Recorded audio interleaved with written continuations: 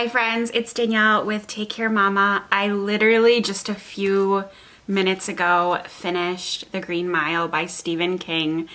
Haven't really even put my thoughts together yet, but I thought I'd come on here when it was fresh and I could just talk about what I feel. And I think what we're gonna do is, after I talk about my initial thoughts about this book after having read it, I'm going to watch the trailer for the movie with you. I have never seen the movie. Before I read this, I didn't even know what this was about. I thought it was a war movie, for heaven's sakes. No, that's not what it is. So I thought we could watch the trailer together, and then Philip, my husband, and I will hopefully watch the movie soon, and I will do some comparing and contrasting from the book to the film adaptation. My initial rating for this, and I don't think it's gonna change, is 4 stars. I loved it and it was amazing. This is only my 3rd Stephen King book, and he did a great job at telling this story that is just a sad story. So without spoilers, this is about what is basically a death row situation in the 1930s, and the main character is the main guard in this situation, and so he sees a lot of criminals, like the worst of the worst, and his job is to help execute them via the electric chair, which is, I think some states still do that, right? Well, it's really hard to read. Storyline is around one of the inmates named John Coffey, and there is some like magic around him, and we kind of wonder, he's very mysterious, and I'm trying not to say a lot because I literally hate knowing things before I read. I don't want to ruin it for anyone. But there's a magical mouse in the story. I love an animal, a magical animal. That was really not expected. And then there's a little side story with the narrator, who is the main guard.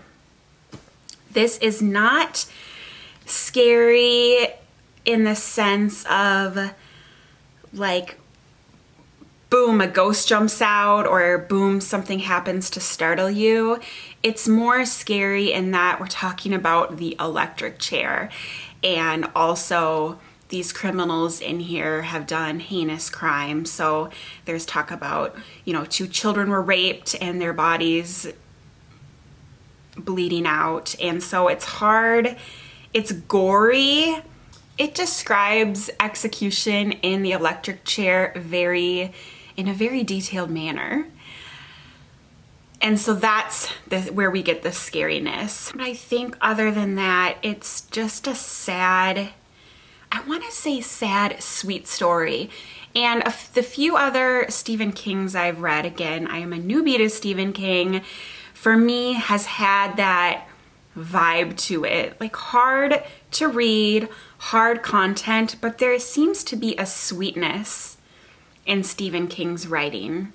The love story between the old man and his wife, or the guard and his wife, he ends up being an old man looking back at this story. That's why I refer to him as that. And as an old man, he lives in an old person's home, and there are some sweet moments with the other people in that. So there is some like relief, but in the end, it's a story about execution by the electric chair. And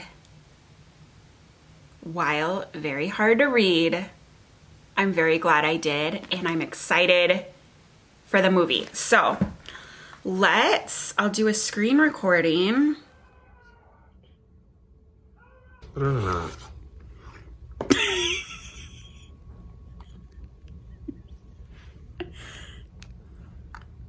Phil and I watched The Green Mile. Okay, I have so many thoughts because I really, really, really loved the book. I was 100% positive I would love the book more than the movie because I loved the book, and the book's always better than the movie. And that did not happen. I definitely like the movie better.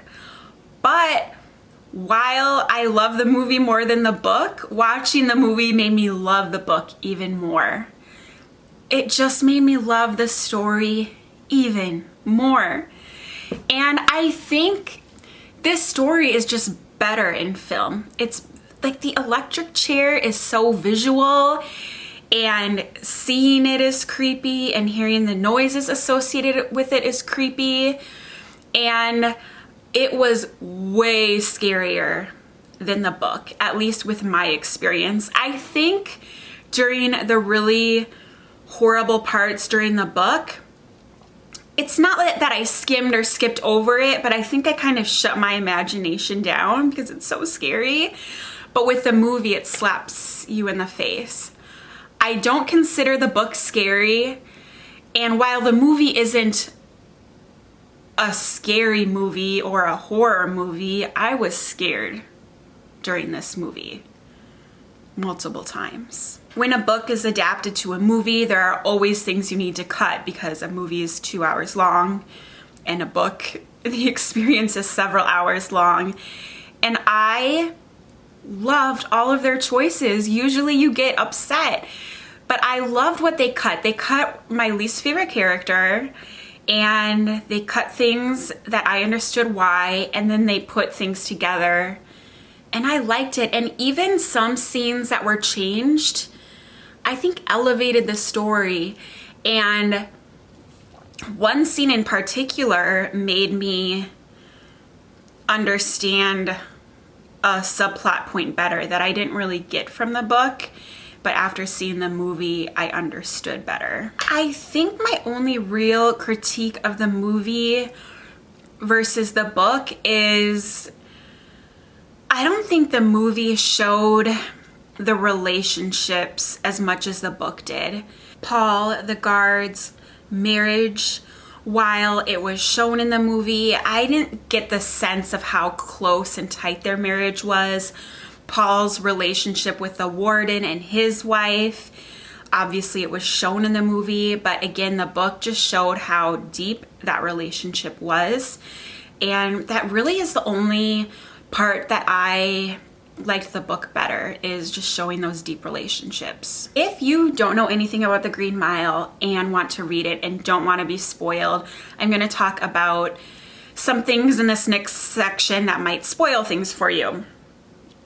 So warning, while I was reading the book, which I loved, I did feel a little uncomfortableness with how race was portrayed, and I got a little bit of Uncle Tom's Cabin vibes. John Coffey is the prisoner, and he is a huge black guy, and this is when I'm gonna do a spoiler.